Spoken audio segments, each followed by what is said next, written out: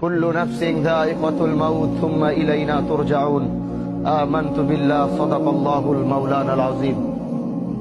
মানুষ তো এরকম রূপ ধারণ করেছে, জানাজার নামাজ যদি মনে করেন 10টায় দেওয়া হয়, আর সেখান থেকে যদি 5 মিনিট অতিক্রম হয় পিছন থেকে বারবার আওয়াজ আসে, আরে ভাই জানাজাটা কেন দেরি করতেছে, তাড়াতাড়ি পড়ান না। আমি তাদের উদ্দেশ্যে বলতে চাই, আপনার চারপাশে যারা এই বাক্যটি উচ্চারণ করে তাদের চেহারাগুলো একটু দেখে চিনে রাখুন। আল্লাহর কসম, যেদিন আপনি এখানে, আজকে হোক আর কালকে হোক, 6 মাস পর হোক আর 6 বছর পর হোক, এই একই জায়গায় আপনি এইভাবেই শুয়ে থাকবেন, না আপনার কথা বলার শক্তি থাকবে, না আপনার দাঁড়ানোর শক্তি থাকবে, না আপনার বলার শক্তি থাকবে। ঠিকই একই মানুষগুলো আপনাকে রেখেও তারা তাড়াহুড়া করবে। এইটাই হচ্ছে পৃথিবী, আর এটাই হচ্ছে দুনিয়া। এই সবচেয়ে বড় বাস্তবতা থেকে আমরা যতই পালাবো, আল্লাহ তো ঘোষণা করে দিছে, সুম্মা ইলাইনা তুরজাউন। কোথায় যাবা? 7 সাগর 13 নদীর নিচে, 7 সাগর 13 নদী পার করেও যদি তুমি লুকাবা, যেদিন আল্লাহর সাথে তোমার মুলাকাতের সময় আসবে, পৃথিবীর কোন বাদশা নাই ওদিন তোমাকে আটকাইতে পারবে, পৃথিবীর কোন ক্ষমতাশীল ব্যক্তি নাই ওদিন তোমাকে ধরে রাখতে পারবে।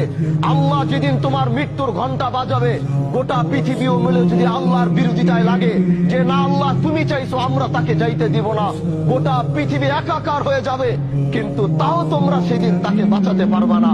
আজকে আমার শহীদ ভাই, তার পৃথিবীর সবচেয়ে আপন হচ্ছে তার মা।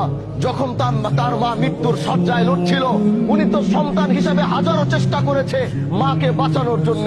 এরকম হাজারো শহীদ মাকে বাঁচানোর চেষ্টা করেছে। কেউ হাসপাতালের বেডে করেছে, কেউ নিজের কোলের মধ্যে করেছে, কেউ ঘরের মধ্যে করেছে, কিন্তু পৃথিবীর প্রতিটা সন্তান ব্যর্থ হয়েছে।